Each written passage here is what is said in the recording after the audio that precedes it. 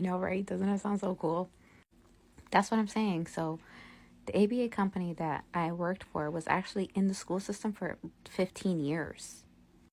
And then that year that I was with them, that summer before we left for the school year, they got the contract got bought out. So they went with somebody that was cheaper, and then it just went downhill from there. But yeah, we had our own little CBL room. We had a BCBA and a sped teacher that worked together on the curriculum, like I said.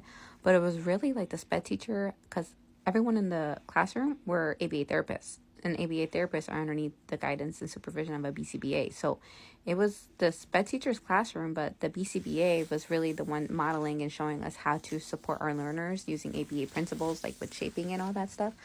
And then the sped teacher, she would run circle, and she'd obviously like run some programs, but for the most part it was almost as if like everyone was underneath the guidance of the BCBA, and then the sped teacher was just there. And like she wasn't not like just there, like she didn't do anything, but like she worked one-to-one with kiddos too, but it was really under the guidance of the BCBA. But they did work together to collaborate to support our learners, like the curriculum wise. And we were like we all had our little binder, and they had like IEP goals, and like what else did we have? Like every kid had their own little sheets of stuff. And so like Monday, Tuesday, Wednesday, Thursday, Friday, it had all the IEP goals. If you hit it that day, you just check it off, whatever.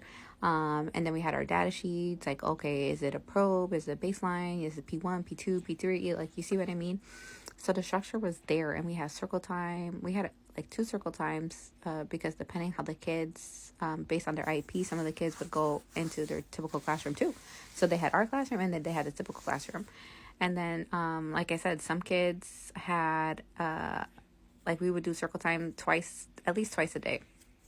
And it was so much fun. It was the best setup. I promise you, I wish every classroom in the schools were set up that way, because everyone was mastering skills. We all worked together. We had all the resources. Like we did fun activities. I remember like every week was like based off of a letter. So we would do like, and we would do like a snack, like we would do a food activity based off of the letter. So like popcorn, or like, like apple slices, and make pizza, like all these cool things. And we had like centers where we do like a sensory station. So we do shaving cream, bubbles, water table.